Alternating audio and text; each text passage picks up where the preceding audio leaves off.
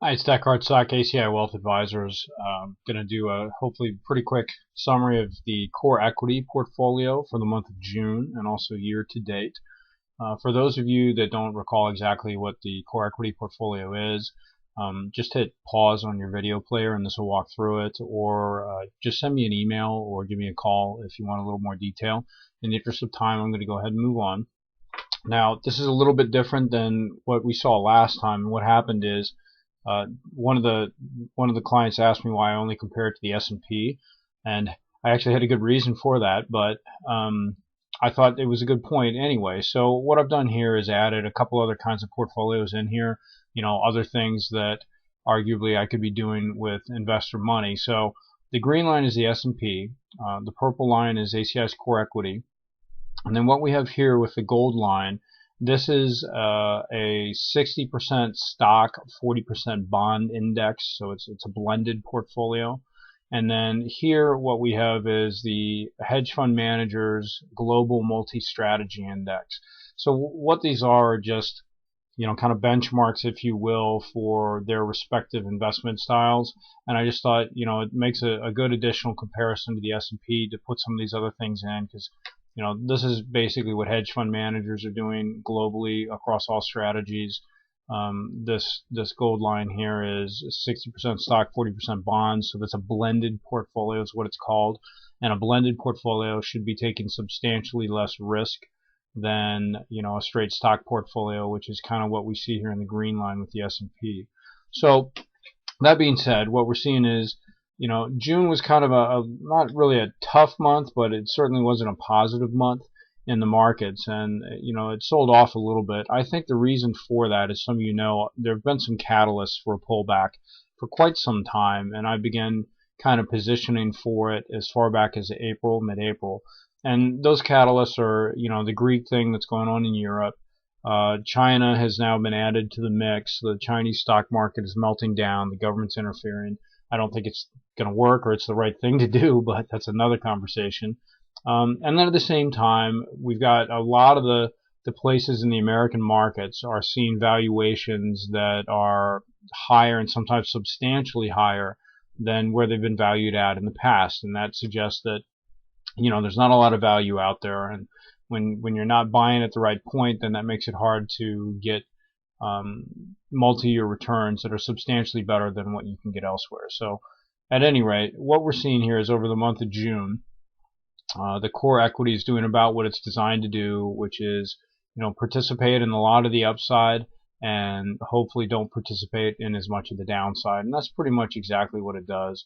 And what's interesting is as the market got more volatile in June, the core equity looks a little bit more like the blended stock and bond fund, and that's kind of a good thing because it means that here we have core equity, which is an all equity portfolio and should look just like the S&P, but instead it's kind of participating in the downside maybe a little closer to the way a blended portfolio is. So that's kind of a nice outcome to see.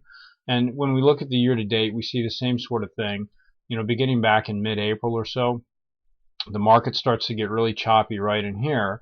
And so with the core equity, I began taking some steps to try to damp that down because I was thinking maybe those catalysts that I mentioned were getting ready to impact the markets. And as it turned out, they didn't really do that in April or May or even all the way up until the last few days of June. But the portfolio, core equity, begins to behave a little bit more like a mixed bond and stock portfolio, and that's again kind of nice. So what that means is there's substantially less risk being taken than a pure stock portfolio or pure equity portfolio.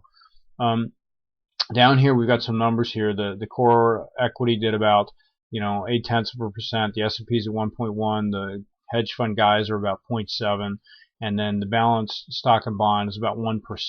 It's a little bit disingenuous. The core equity's been about 60% invested since mid-April. So if we had pretended that it was 100% invested, then what we would have seen is core equity outperforming everything else on here. It would have outperformed the S&P by approximately 10-15%, the balanced stock and bond by 10 or 15%. I'm sorry, 15, 20, 25% maybe.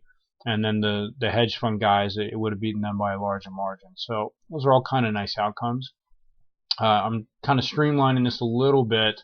I'm not going to go through all the risk stuff. I do want to point out the max drawdown. What that is how far something has fallen from its previous peak. So what we're seeing is the S&P's come down about 3.5%.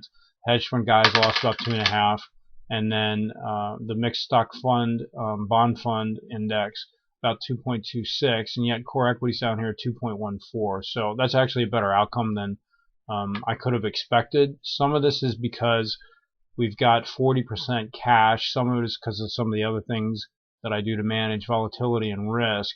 But it's still a very good outcome. Now, if we were 100% invested instead of 60%, I would expect this number to be maybe a 2.5, a 2.75, kind of split the difference between an all-stock portfolio and a blended portfolio. And I'd be very happy with those numbers. But to see this kind of outcome, it only participates in about half of the fall of the S&P 500. That's nice. That's good to see. Because as you may recall, ACI really invests on a defense first mentality. We want to preserve the assets during times of uncertainty or volatility, and then participate in the upside, when it's available. So, anyway, quick summary and a current forecast. Again, approximately 60% invested since April. Do expect to be about 90% or higher invested by the end of October. If the downside of the selling that we saw in the last week of June and the first couple of days of July continues, and we get a reasonable pullback, 7, 8, 9, 10, 12%, then we're going to be 90% plus invested before then. If not, we're just going to dollar cost average in over the next couple of months.